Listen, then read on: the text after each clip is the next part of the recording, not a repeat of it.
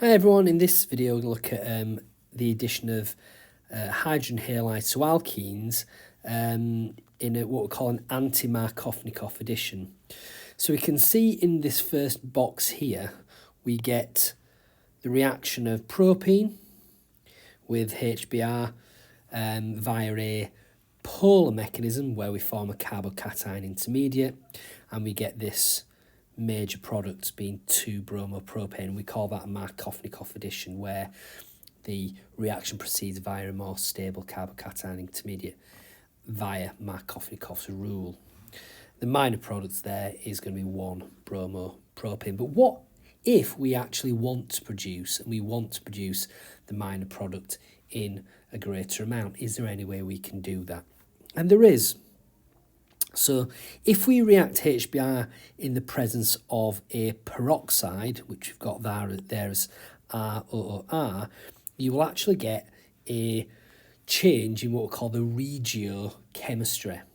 It's regioselective, means you get one structural isomer formed over another, and actually this is now regioselective to produce what we call the Anti-Markovnikov addition, where you actually get 1-bromopropane as the major product, as opposed to 2-bromopropane. This time that's the minor product. And why does that occur is because it's occurring via a different mechanism.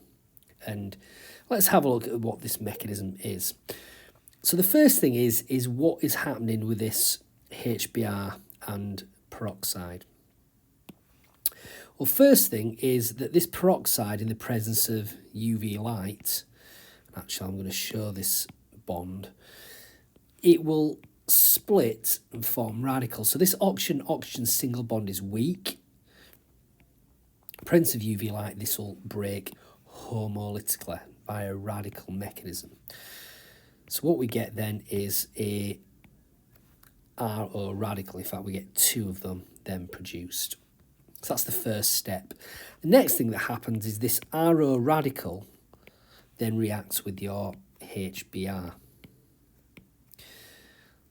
So one arrow goes there, the other arrow goes there. So what this is showing is that we now get a new oxygen-hydrogen bond, and the pair of electrons for that bond, one of the electrons has come from the HBr bond, the other electron from the alkoxide radical.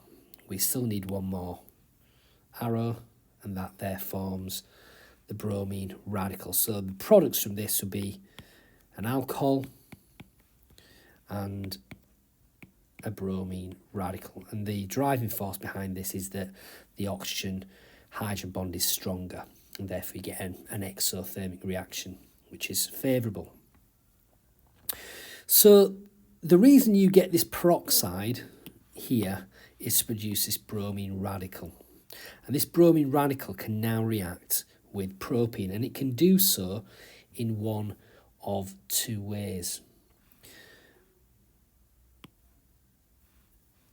I'm just going to remove the name. Okay, so the first thing is we've got my bromine radical. And what can happen is that one of the electrons from this bond can be used to form a new carbon-bromine bond, and the other electron comes from the bromine. So these pair of half-headed or fishhook arrows shows that one of the electrons in the pi bond and one electron from the bromine radical is going to form a new carbon-bromine bond. Again, which of these carbon is the bromine going to add to? It's got a choice. The other arrow, so in effect, once this happens, this other arrow then can either go here or here. So one of two places. It's either going to do one or the other. It's either going to go, no, I'm going to do this, I'm just going to do this in a different colour. So I'll do this in, for example, in blue. So it'll either go the blue arrow or the green arrow. So if it does this via the green arrow, this is what our products will be, or our intermediate, I should say, would be. So it's going via the green arrow. The radical that we get is on this carbon, because what it's showing is that one of the electrons in this pi bond is now going to go to this carbon. The other electron from the pi bond, and this electron is now going to form a new bond with the carbon here.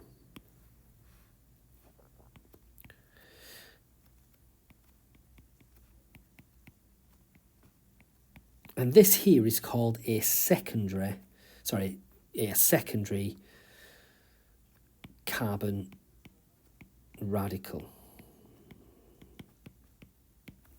And then what would happen is that this then would react with the HBr.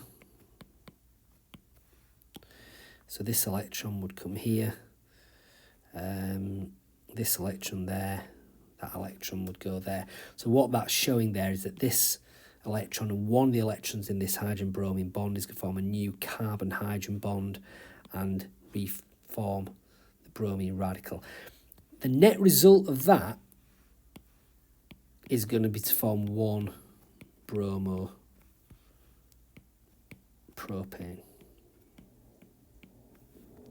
Okay, so the formation of one bromopropane is via a secondary carbon radical. And that's when the bromine adds to this carbon, and you can see there from the green arrow the radical ends up on this carbon. If the mechanism was to go via the blue arrow, what we would then get is a different, and I'm going to do this separately down here, what we would then get is the bromine adding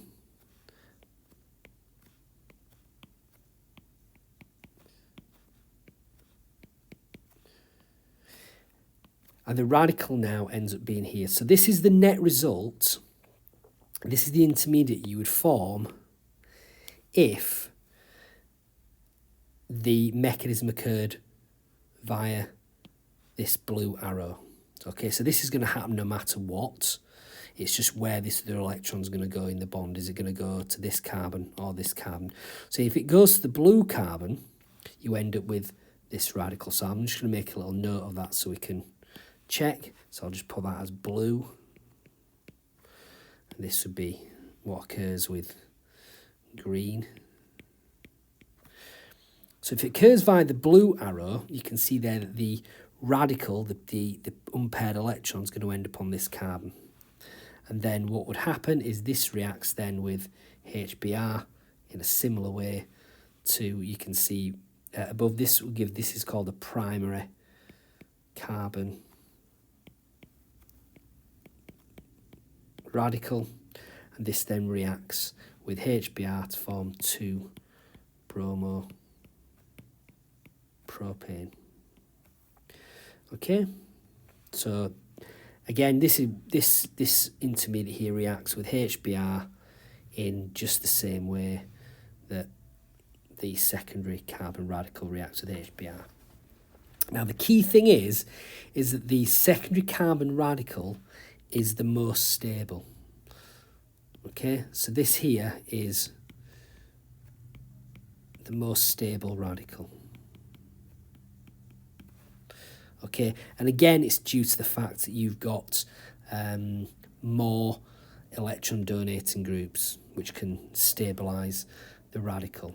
Okay, so if the reaction is occurring via the most stable radical, your major product in this case is going to be 1-bromopropane, which, as you can see here, is my anti-Markovnikov addition. So we can see there that the addition of HBr or HX can occur via a polar mechanism, where you get Markovnikov addition as the major product, or from a radical mechanism where you need a peroxide, and that would give you the 1-bromopropane. We call this the anti-Markovnikov addition or anti-Markovnikov product. So that sort of finishes the 2 videos on looking at the addition of hydrogen halides to alkenes.